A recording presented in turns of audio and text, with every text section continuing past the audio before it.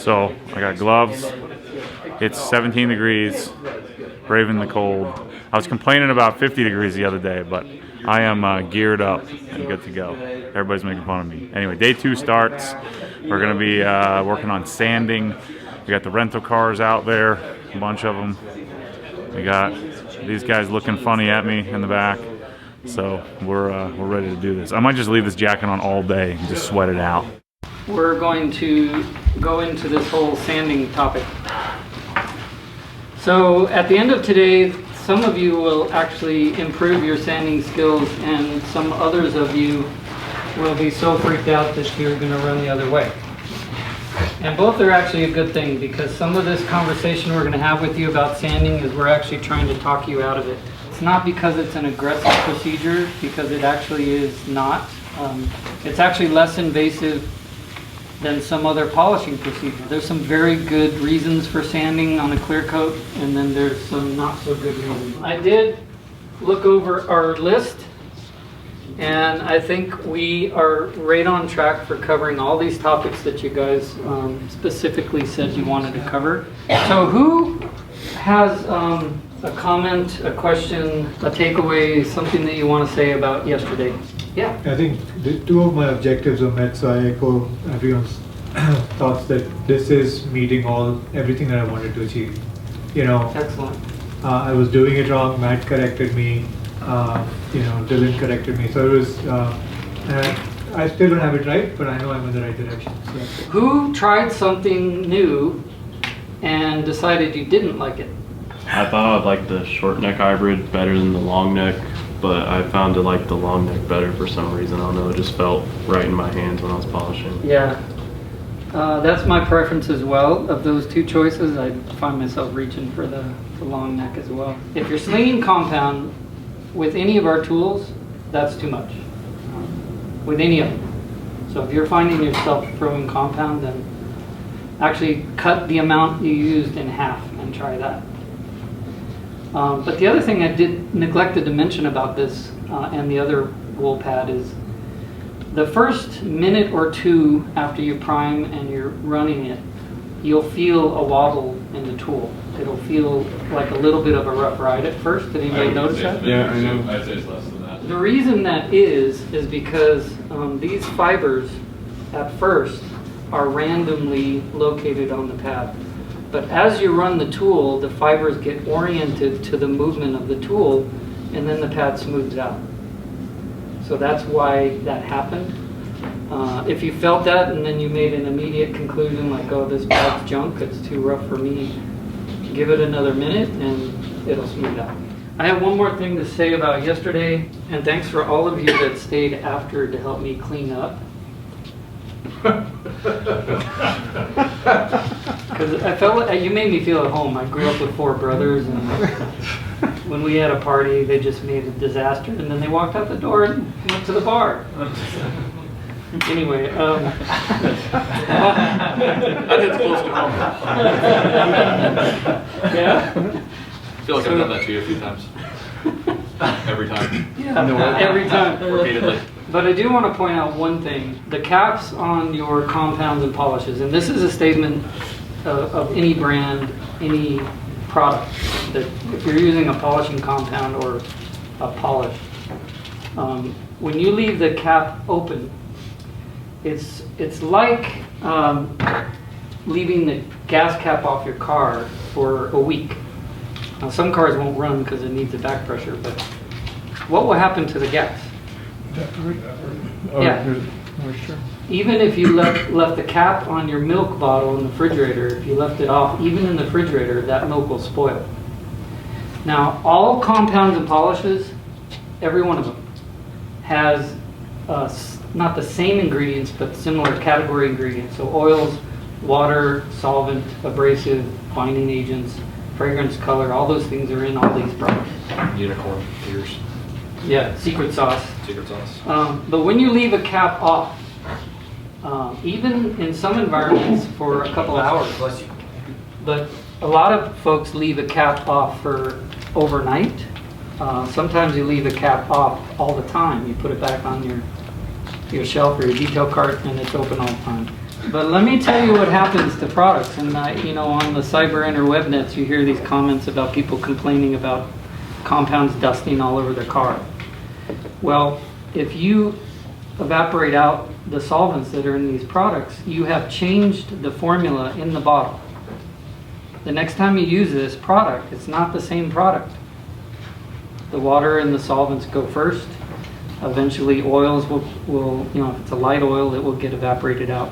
So the main message is, when you're done with your car, you know, close these caps and keep the integrity of this formula the way it should be, so that the next time and the next time and the next time you use it, it's predictable performance.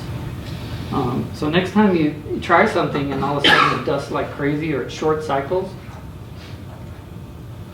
I guarantee you there isn't any chemist, and correct me if I'm wrong, Dave, there isn't any chemist out there that designs into a product that they want you to experience a short cycle and a lot of dust. Actually, marketing on them. Short cycle, more dusting. Am I right, Dave? All the things you hate in a compound. It can happen with anybody's product. The electronics module has been retuned. It doesn't deliver more power, it's just got the torque in a better spot. That 3 to 4 range is still generally going to be the best spot, but the torque is just higher at that point. You'll notice the feel. Anybody who did, and Matt had it out for a little bit yesterday, anybody who has played with one of these for a little bit, if you were at SEMA or anything like that, it just feels a little bit more tight compared to the Mark II. Not that the Mark II felt sloppy, it's just a better version of a Mark II. Progressive trigger. So just like on the melee and the rotary, pull a little for a little, a lot for a lot. Not as big a deal on an orbital tool because you kind of need it to be up to speed anyways, but it does come in handy, particularly for me, priming. So I'm not jumping speeds. I can just set my 3 or 4 speed and use the trigger for my priming stage, like we showed you yesterday, that 20 seconds in spot. Also, if you are working in odd positions, trying to finesse something, say a lower rocker, and you're in an awkward position, instead of sitting there fiddling with speed dial, just do it with your fingers. It's a lot easier, especially if you're in an odd grip.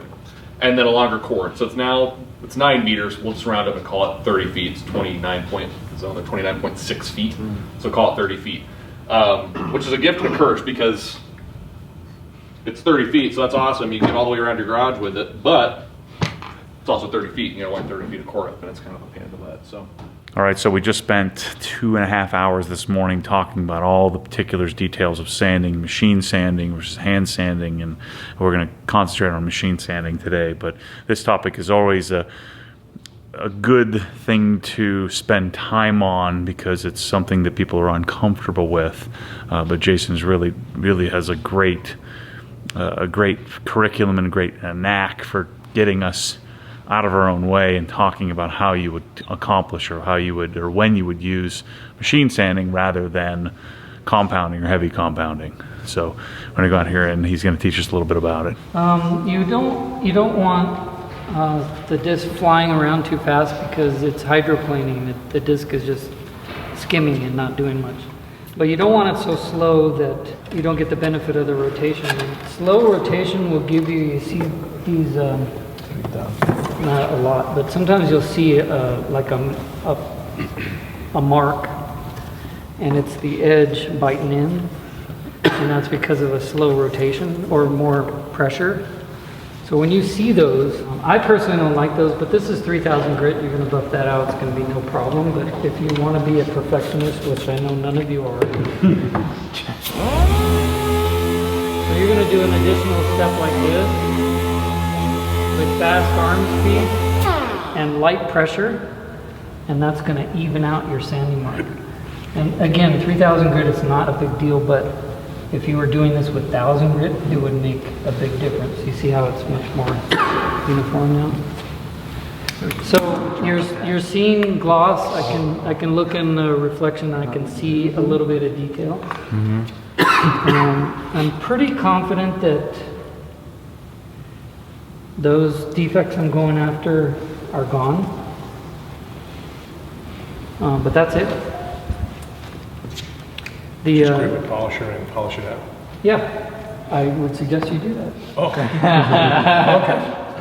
So the edge work, you would do the exact same thing, but again, we would downsize the tool, downsize the diameter, and stay away from these peaks. So if you're doing this sort of work, unless the customer, or unless you want to spend a lot of time on your own car, but if you're sanding over these peaks and all the way to the edge of the panel, you've just doubled your time on this car.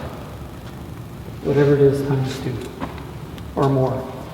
So stay away from these peaks if you're doing this sort of work where you're just working on scratches.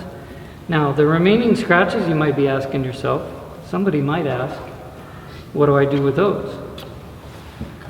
Somebody might ask, what do I do with those? What do you do with those? So whatever you're polishing the sanding mark out with, you're going to hit those and you're going to minimize those and make them less visible. But you're doing that in such a way that you're not sanding and buffing on these peaks, because if you're going to burn somewhere, that's where it's going to be. There's a residue left on most tapes, and if you take your sander over that or your polish over that, you pull that material off the tape and now it's on your... Well, the reason you would tape it is you want to protect this peak, right? Right. So another way to protect the peak is just don't go there. Right? Right. Jason, have you spoken about off-gassing and all that? The misconceptions about you wait 45 days and stuff like that. Oh, gotcha. And that's more relevant on that. So this is factory applied paint, right?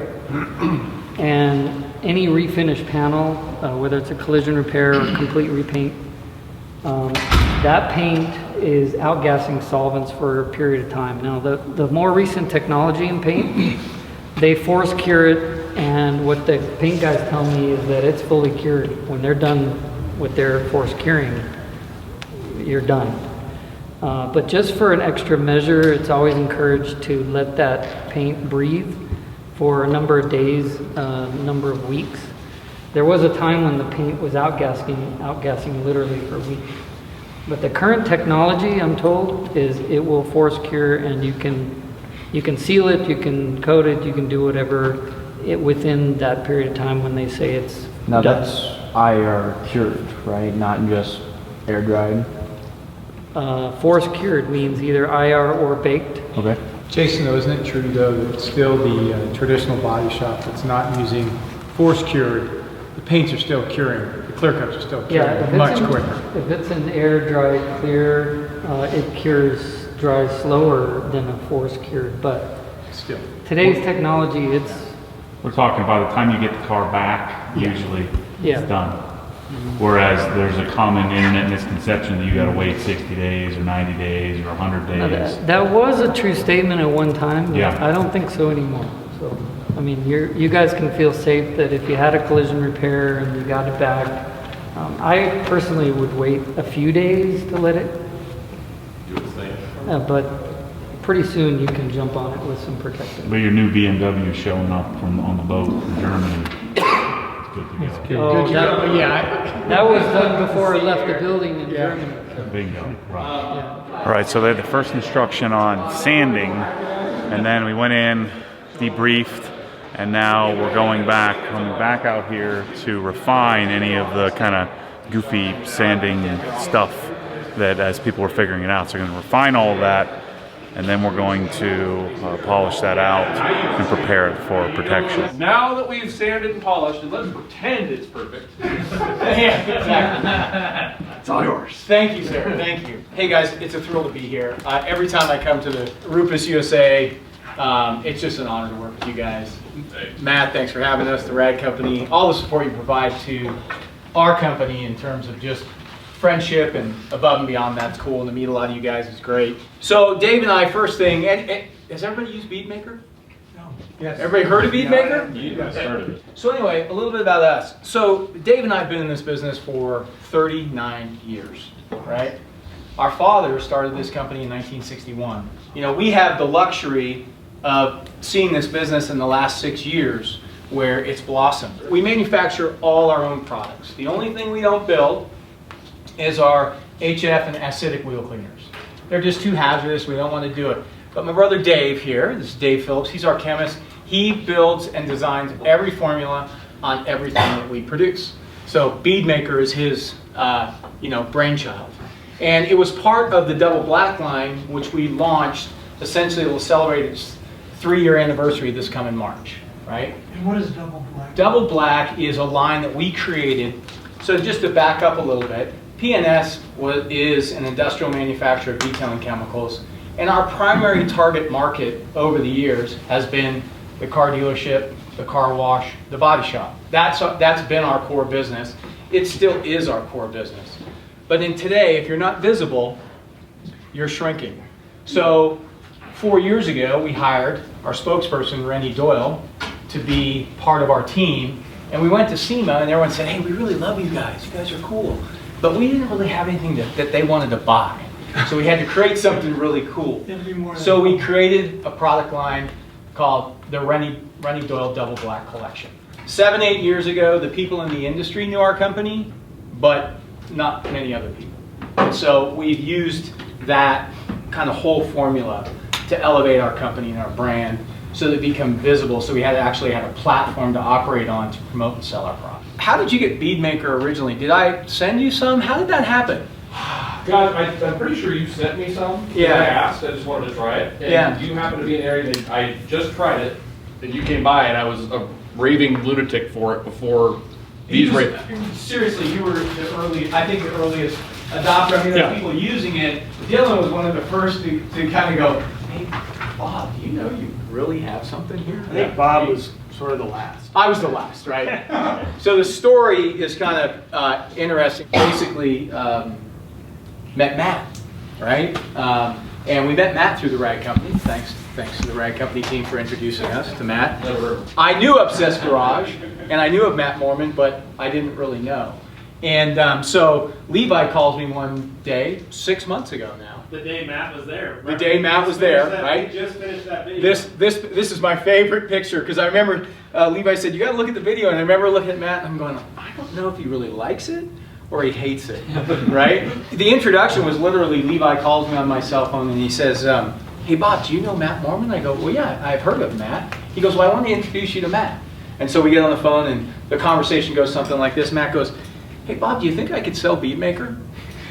And I said, well, Matt, why wouldn't you be able to sell Bead Maker? And he goes, well, you know, Bob, sometimes people don't like that I just buy like one thing from them. And I said, well, I don't think that would be a problem. And so, Matt, really, thank you, because you've catapulted Bead Maker to this group and beyond, and without you, that wouldn't have happened. We really appreciate that. But the story behind Bead Maker, which Dave created Bead Maker 2.5 years prior to us launching it. And he created it, and he walked into my office, he says, hey, check out this picture. And he shows me this picture. And the picture is actually the same picture that's on the gallon jug that's on the pint, that beading picture on that blue paint finish. And he goes, that is my car out front this morning. I took that picture. And he goes, that's this stuff. It wasn't called Bead Maker then, it was just, it wasn't even orange. It was just a product you really got to check out. And he said, you got to check this stuff out. And I looked at him and I said, we don't need another quick detailer, right? And he says, no, it's not a quick detailer. You really got to check it out. So I didn't touch it for 2.5 years. Meanwhile, I'm the marketing guy, right? Stupid. Dave, he's using it. He's like, this stuff's great. So anyway, fast forward 2.5 years later, we're at Rennie's shop developing Double Black. Dave says, I'm going to bring this product down there. He shows it to Rennie. We put it on the car, and Rennie goes, I think we have something here. We went to lunch. We came back about an hour later, and Rennie looked at the finish. He goes, is it just me, or did this, increase in gloss? Or is it changing, or am I just weird? And that was kind of the start, Bead Maker. And we named it Bead Maker that day. And then Dave said, well, I'm going to make it orange, and I'm going to make it my favorite fragrance, which is Mango. mango. So Bead Maker is designed and chemically made to basically work on plastics, on some sort of, and it's going to naturally migrate to a plastic. But it turns out it works on a whole ton of surfaces. It works really well on glass. It works really well on trim. PPF, which is another plastic, trim is another plastic, matte finishes or vinyl. It doesn't add gloss to that, it only adds beading to that. We found that it works incredibly well as a topper coat for coatings, wheels, rims, and then you can start going on from there to my kitchen sink, my stove, my backyard furniture, all the windows in my house. And basically people just keep using it on more and more and more stuff. Yeah. But it's really designed, and what the chemistry is designed for is plastic materials where it actually migrates to those surfaces and does a coating, and we'll talk about that process. The process of Bead Maker doing its coating thing is a two-step process, and Rennie was one of the people that really introduced this to us. When you spray it on in a fairly decent quantity, what you can start seeing is after about maybe 10-15 seconds, all of a sudden it kind of starts to, all the beads start running together and everything starts running off the car. And what's happened there is the separate molecules that are going to eventually form the film flip over and attach to the surface and leave their hydrophobic materials kind of hanging out up on top. Wipe it off, you spread it around, those things kind of stick to the surface and it forms a film. And over about maybe a half hour to a 2-hour period, depending on the weather, those individual molecules combine together, they actually bond and form a more durable film. So it's a two-step process. We're calling it a binding polymer monomer technology. That's kind of just lingo. Surface of a ceramic coating is crystalline in nature, and so it's creviced. I mean, obviously microscopically, but it has fractures and fissures in it because it's so crystalline. And his feeling was when he looked at it again with Bead Maker on it, it just fills in those cracks a little bit and just makes the coating more resilient. It also makes it quite a bit slipperier and all that sort of stuff. Silicon the SiO2 concept was basically brought to the forefront by, I think, some older the original coating companies that wanted to differentiate their coatings from basically carbon-based coatings. They said, you can use silicon in a lot of applications that you would use in all the other polymer technology out there. You look at this, it's kind of interesting in a chemical standpoint, because if you just replace this Si with a C, instead of an SiO2, you end up with CO2. Carbon and silicon bond exactly the same way. They have 4 bonds available. You can make polymers out of silicon, you can make polymers out of carbon. They're not exactly the same, but if you pull one of these bonds off and attach it to something else, and pull another one off and attach it to something else, you start making a structure. In the case of SiO2, if you start pulling those bonds off and attach another silicon and a couple more oxygens and a couple more silicons and oxygens, and you start growing this structure and it's in a semi-random nature, you end up with glass. If you do the same thing and you do it in a very rigid structure and everything's matched up perfectly, you end up with quartz. If you do the same thing and you just start running SiO2s down a long chain and you hang carbon molecules off of it, off this long chain, you end up with silicone. If you, I mean, you can take silicon molecules, you can make detergents, emulsifiers, you can do just about anything with a silicon molecule as you can with a carbon molecule. My point there being is this lends itself to SiO2 being all over the place, right? And so it makes the concept kind of ripe for misuse. So whereas the original coating companies had put together, a resin product that was well bonded, they used the SiO2 as improved structure, crystalline nature, high heat, resistance, being chemically inert. When you translate that out, you take that SiO2 out of that resin and you still say SiO2, it's not the same thing. The SiO2 being used in a resin is creating that hard ceramic surface, which is going to bring up our next category, ceramic. But if you just run it in an oil, it's not really, sure, you got SiO2 in there. So what we are trying to do is not dilute that term. Right.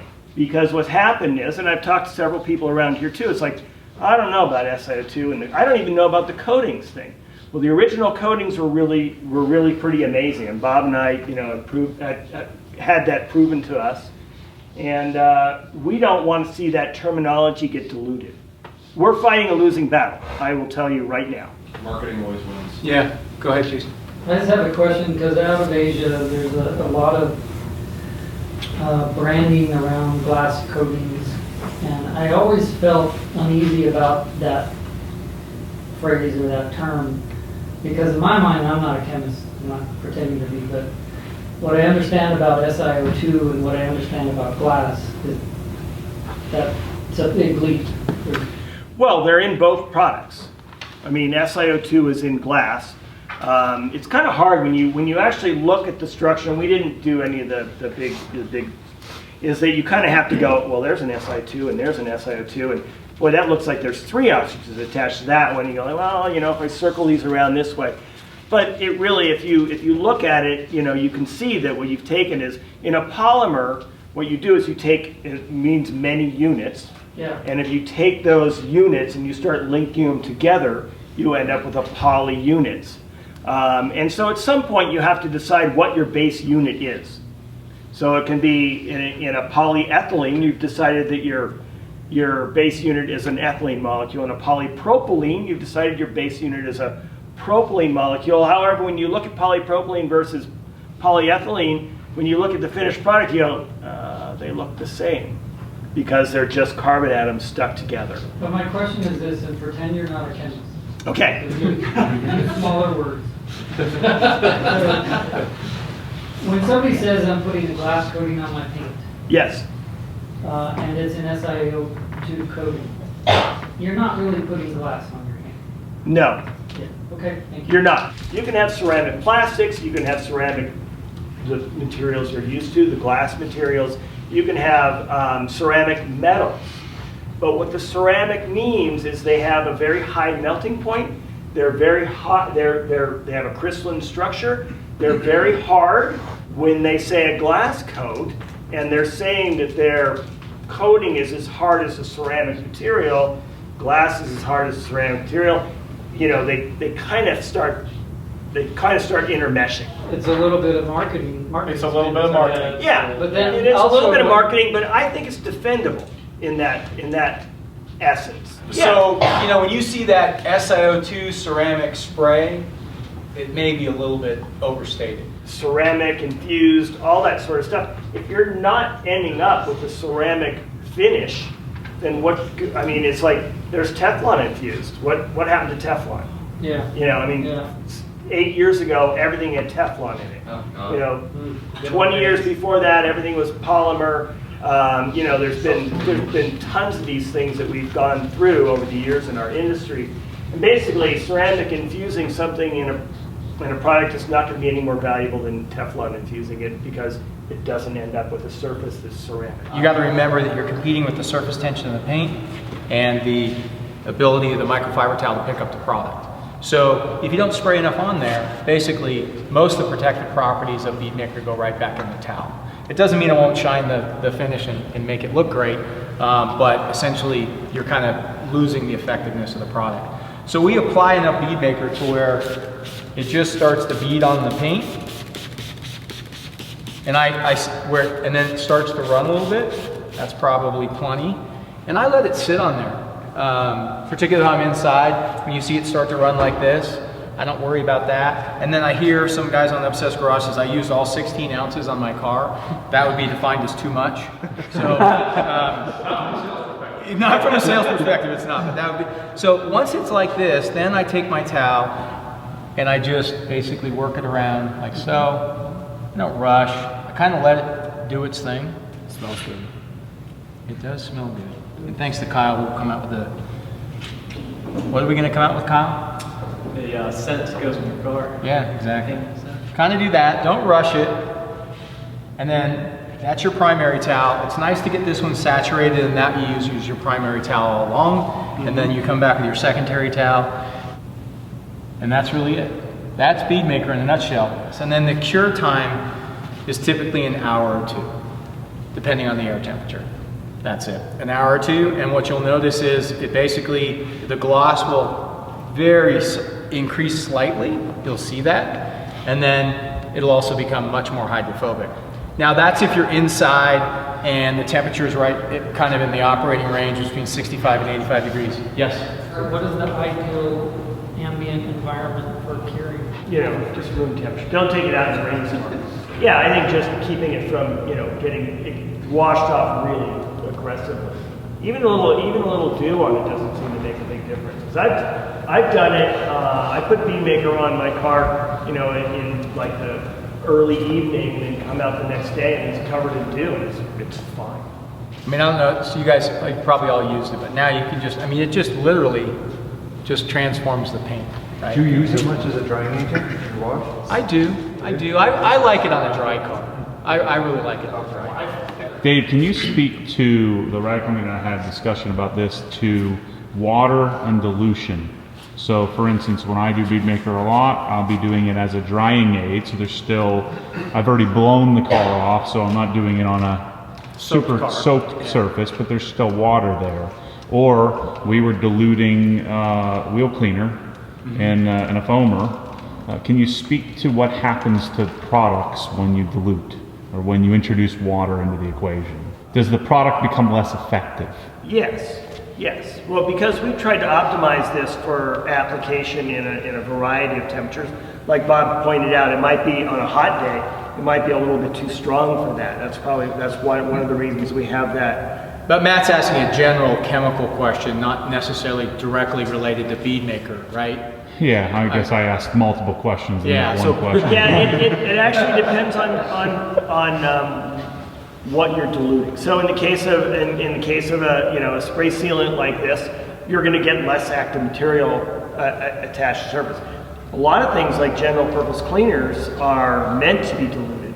You can take them from their bottle strength and then dilute them 10 to 1 and maybe only lose 10 to 15% of its cleaning ability because of the concept of the detergent that's being used in there. So it depends. You cut Bead Maker in half, you're not going to get any, you're probably just going to have to spend more time making sure you get it on the surface, because it's going, whatever actives are in there are going to try and get to the surface anyway. But you're probably just going to have to spend more time making sure you get it to the surface.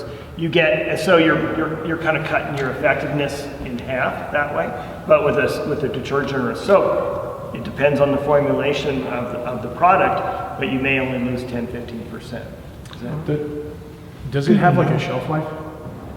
No. So if somebody, We left it on the shelf for 2 years, so you're good. well, no, I was asking that. Let's say somebody wanted to buy a 5-gallon bucket. Why is it sitting 5-gallon jug. Oh yeah. Yeah. Okay. You know what I mean? 'Cause Yeah.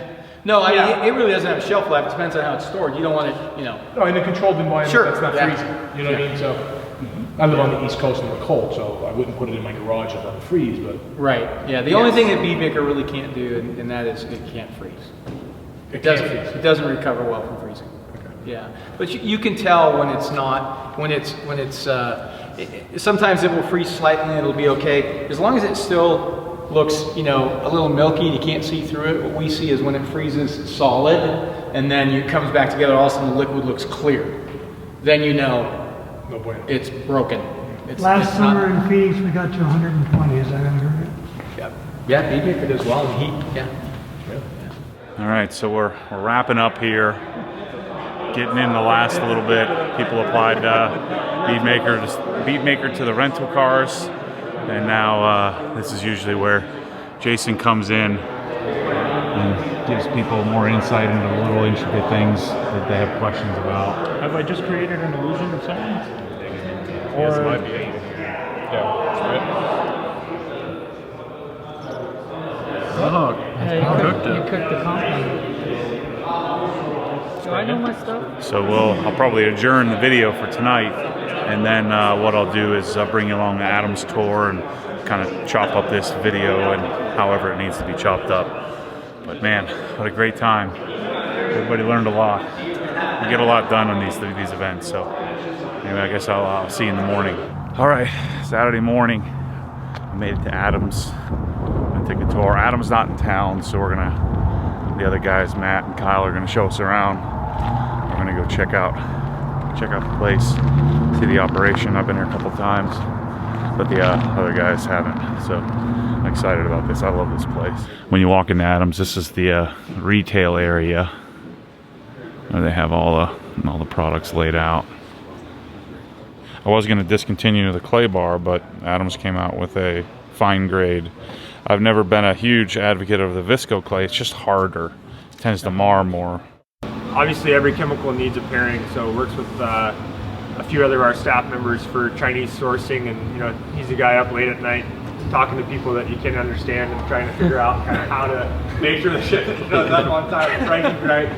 A lot of the stuff we source, and it'll always be our vision, is to try to source as much as we can domestically, but there are some parts, some textiles that just aren't made in America well, or and as much as we'd love to provide that, we just have to find things that you guys can use to get through the process. So that's kind of what Kyle does here. I'm the marketing director, been here for about 8 years, and work on a lot of the branding plays. How should we position this? Where should this sit in the market? Any questions you guys have, feel free to ask as we're touring and stuff. So. The great part about being able to come here and just hear the story and get, again, I say this is about getting inside access. And so, that's the beauty of the training and the relationships that we've developed over the years, is to be able to hear the story and see how it's all done.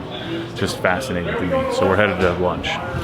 Okay, so that's a wrap on RUPES Event 2. As you can see, I'm back home, got a haircut, and back to the grind, the rough life that I now live, playing with cars and detailing products all day.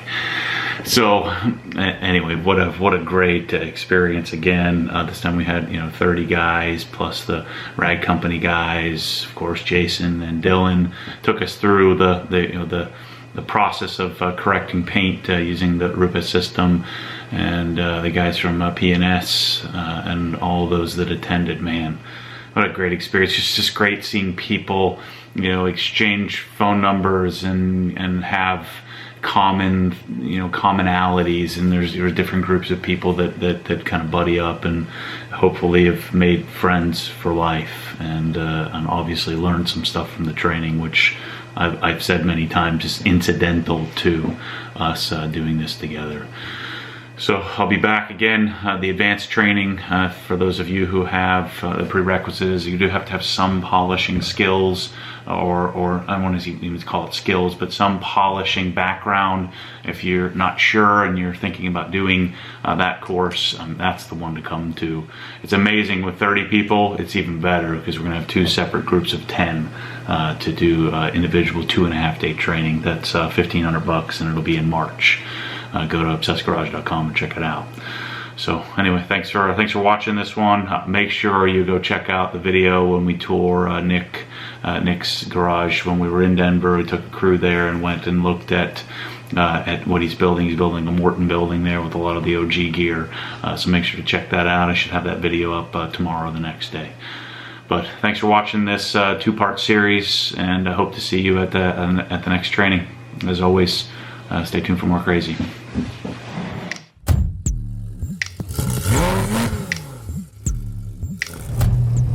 What happens when the force pulls you back, your foot naturally comes off the gas. You have to keep your foot to the floor, foot to the floor.